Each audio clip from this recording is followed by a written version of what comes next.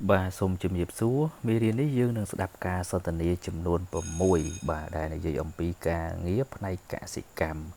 បាទដូចជាការចិញ្ចឹមសត្វបាទបេះផ្លែឈើឬក៏ដាំផ្កាឬក៏ដាំដើមឈើ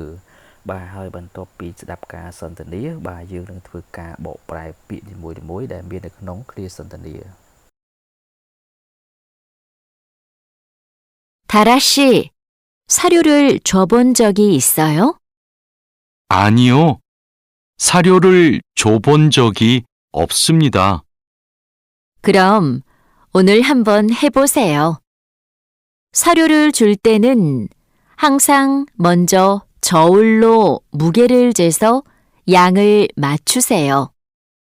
그리고 바가지에 담아서 주세요. 네, 해보겠습니다. 그런데 배합 사료랑 조사료를 같이 주면 될까요? 조사료를 먼저 주고 배합 사료는 나중에 주세요. 두 개를 같이 주면 배합 사료만 골라 먹거든요. 네. 그럼 조사료를 먼저 준 후에 소가 다 먹으면 배합 사료를 주겠습니다.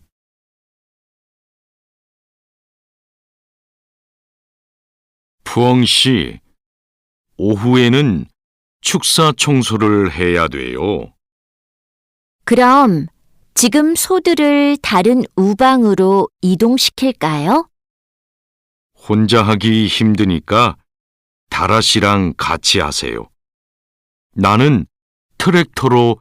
톱밥 좀 가져올게요. 참, 소독도 해야 되는데. 소독이요?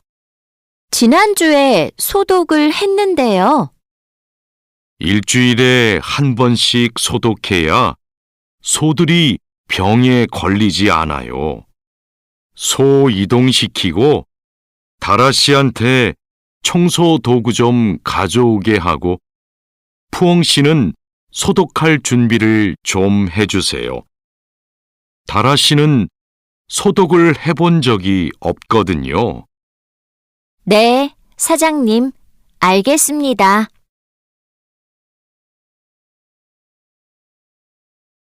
오늘 새 양식장에 펌프를 설치하기로 했지요. 네, 사장님. 어떻게 설치하면 되는지 알려주시면 제가 하겠습니다. 먼저 펌프의 위치를 정하고 바닥에 고정해야 돼요. 그 다음 펌프와 수조를 호스로 연결해야 돼요. 알겠습니다. 호수를 연결할 때 주의할 점이 있어요?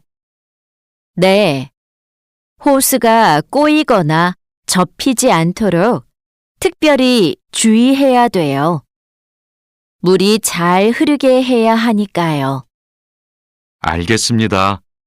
조심해서 연결하겠습니다. 설치 작업이 끝나면 나한테 알려주세요.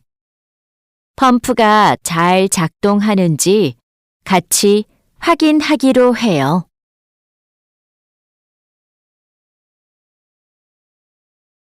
주말에 비가 온다고 하니까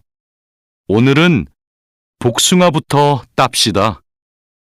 복숭아를 처음 따보는데 어떻게 하면 돼요? 먼저 복숭아 나뭇가지를 위로 올리세요. 그리고 초록색 복숭아는 따지 말고 붉은 복숭아만 따면 돼요. 그런데 복숭아를 손으로 따요? 네. 익은 복숭아는 옆으로 살짝 돌리면 쉽게 딸 수 있어요. 복숭아에 털이 있으니까 장갑을 벗지 말고 꼭 끼고 따세요. 이렇게 따면 돼요? 맞아요. 그런데 복숭아를 손으로 세게 누르면 손자국이 남고 검은색으로 변하니까 조심해야 돼요.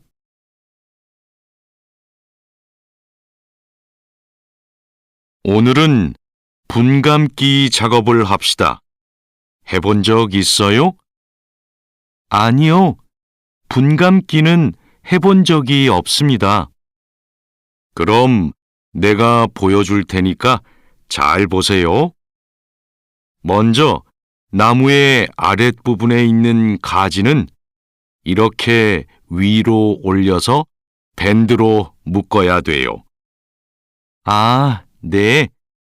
그 다음에는 뭘 해야 돼요? 밴드로 묶었으면 삽으로 나무 주변을 둥글게 파다가 잔뿌리가 나오면 뿌리 가위로 잘라요. 그리고 마대로 한번 감은 후에 밴드로 다시 감아야 하는데요. 내가 밴드를 당길 테니까 민미나옹 씨가 한번 감아볼래요? 네, 반장님, 알겠습니다. បាទបន្ទាប់ពីស្ដាប់ការសន្ទនាបាទយើងធ្វើការបកប្រែពាក្យបាទអញ្ចឹងប្រយោគដំបូងគេនេះបាទគេសួរទៅកាន់លោកតារាស៊ីតើគាត់ធ្លាប់ឲ្យចំណីសត្វដែរឬទេបាទពាក្យសារិយោនេះយើងប្រែថាចំណីបាទពាក្យផ្សេងទៀតងាយស្រួលទេបាទគឺជាទម្រង់វេយ្យាករណ៍បាទអញ្ចឹងយើងបន្តមើលប្រយោគបន្តទៀតបាទហើយប្រយោគនេះក៏ពាក្យភាគច្រើនគឺជាពាក្យងាយស្រួល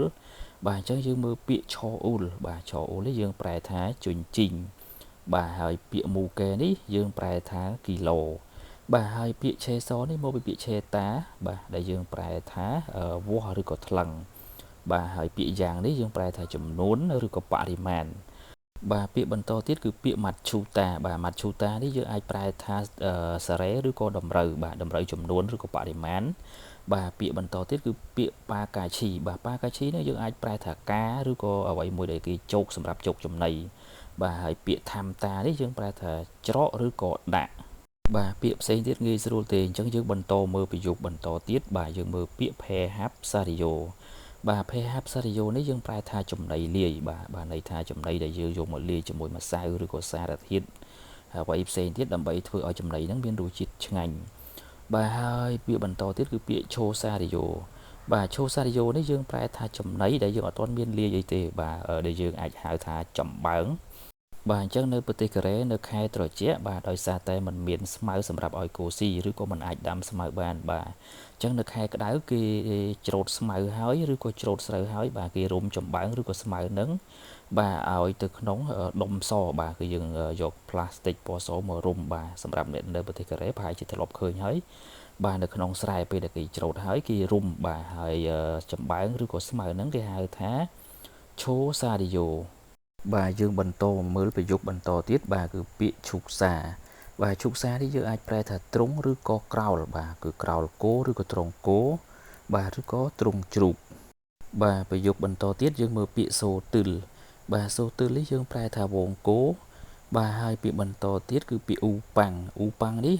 គឺនៅក្នុងក្រោលគោហ្នឹងមានចន្លោះឬក៏បន្ទប់សម្រាប់យើងដាក់គោឲ្យដាច់ពីគ្នាបាទហើយពាក្យអ៊ីតុងនេះបាទយើងប្រែថាបដូរបាទហើយយើងប្រើជាមួយនឹងកិរិយាសព្ទស៊ីខីតាបាទន័យថាយើងគោមិនអាចបដូរដោយខ្លួនឯងទេត្រូវការយើងជាអ្នកបដូរទ្រុងឬក៏បដូរឲ្យទៅនៅបន្ទប់ផ្សេងបាទប្រយោគបន្តទៀតយើងមើលពាក្យបាទពាក្យភាគច្រើនគឺជាពាក្យងាយស្រួលទេបាទអញ្ចឹងយើងមើលពាក្យធឺរ៉េកថបាទ tractor នេះជាភាសាខ្មែរគឺ tractor ហើយពាក្យបន្តទៀតគឺពាក្យធូបប៉ាប់នេះគឺអាចរណាបាទន័យថាពេលដែលយើងអាចឈើនៅសល់កំតិចហ្នឹងគឺអាចរណាហើយពាក្យបន្តទៀតគឺពាក្យសូទុកបាទសូទុកហាដាយើងប្រែថាបាញ់ថ្នាំសម្លាប់មេរោគបាទប្រយោគបន្តទៀតយើងមើលពាក្យយ៉ាងស៊ីចាំងបាទយ៉ាងស៊ីចាំងនេះយើងប្រែថាកសិដ្ឋានដែលផ្ដោតទៅលើស្រះឬក៏បឹងចិញ្ចឹមត្រីបាទហើយពាក្យបន្តទៀតគឺពាក្យផុំភឺបាទផុំភឺនេះយើងប្រែថាម៉ាស៊ីនបូមទឹកហើយពាក្យសលឈីហាដានេះយើងប្រែថាតម្លើងបាទគឺតម្លើងម៉ាស៊ីនបូមទឹកបាទប្រយោគបន្តទៀតបាទយើងមើលពាក្យវីឈីបាទវីឈីនេះយើងប្រែថាទីតាំងបាទឆងហាដានេះយើងប្រែថាកំណត់បាទអញ្ចឹងយើងកំណត់ទីតាំងរបស់ម៉ាស៊ីនបូមទឹក បាទហើយពាក្យបន្តទៀតគឺពាក្យខូចងហាដាបាទខូចងហាដានេះបានន័យថាយើងធ្វើឲ្យជាប់ឬក៏ចាប់ភ្ជាប់បាទឧទាហរណ៍ដូចជាពេលដែលយើងដំឡើងកំណត់ទីតាំងម៉ាស៊ីនបូមទឹកហើយយើងត្រូវចាប់ភ្ជាប់ជាមួយនឹងអ្វីមួយដើម្បីកុំឲ្យវារង្គើឬក៏ងាកចុះឡើងបាទហើយពាក្យបន្តទៀតគឺពាក្យស៊ូឈូបាទស៊ូឈូនេះគឺជាកន្លែងបំពង់មាត់សម្រាប់យើងតទុយយោបាទហូស៊ឺបាទយើងប្រែថាទុយយោហើយពាក្យចុងក្រោយគឺពាក្យយន់ខ្យល់ហាដាបាទគឺប្រែថាតបាទប្រយោគបន្តទៀតយើងមើលពាក្យកូអ៊ីតាបាទកូអ៊ីតានេះយើងប្រែថាវ័នហើយពាក្យបន្តទៀតគឺពាក្យឈប់ភីដាបាទឈប់ភីដានេះយើងប្រែថាបត់បាទប្រយោគបន្តទៀតបាទយើងមើលពាក្យតាប់ស៊ីដាបាទមកពីពាក្យតាដាយើងប្រែថាបេះហើយពាក្យផ្សេងទៀតងាយស្រួលទេបាទពាក្យពុកសុងអានេះបាទគឺជាផ្លែឈើរបស់ប្រទេសកូរ៉េគឺផ្លែពុកសុងអាបាទអញ្ចឹងយើងមើលប្រយោគបន្តទៀតបាទយើងមើលពាក្យអ៊ីគឹនបាទអ៊ីគឹននេះមកពីពាក្យអ៊ីតាដែលប្រែថាទុំបាទពេលដែលយើងប្រើជាមួយនឹងផ្លែឈើយើងប្រែថាទុំបាទហើយពេលដែលយើងប្រើជាមួយនឹងការចម្អិនម្ហូបដូចជាសាច់បន្លែបាទយើងប្រែថាឆ្អិនបាទហើយពាក្យបន្តទៀតគឺពាក្យសាល់ចាក់បានប្រែថាតិចឬក៏បន្តិចបាទធូលីតាបាទយើងប្រែថាបង្វិលបាទហើយពាក្យផ្សេងទៀតយើងមើលពាក្យថលបាទថលនេះយើងប្រែថារោមបាទដូចជានៅលើផ្លែពុកសុងអាហ្នឹងបាទយើងមានរោមវារយបាទយើងប្រែថាថលបាទហើយពាក្យបន្តទៀតគឺពាក្យឆាំងកាប់បាទគីតាបាទពាក់ស្រោមដៃបាទប្រយោគបន្តទៀតបាទពាក្យភាគច្រើនគឺជាពាក្យងាយស្រួលទេបាទអញ្ចឹងយើងមើលពាក្យនូឬតាបាទយើងប្រែថាសង្កត់បាទសូនឆាគុកនេះបានន័យថាស្នាមដៃរបស់យើងបានន័យថាបើសិនជាយើងបេះផ្លែឈើនឹងសង្កត់ខ្លាំងបាទយើងមានស្នាមដៃរបស់យើងជាប់នៅនឹងផ្លែឈើ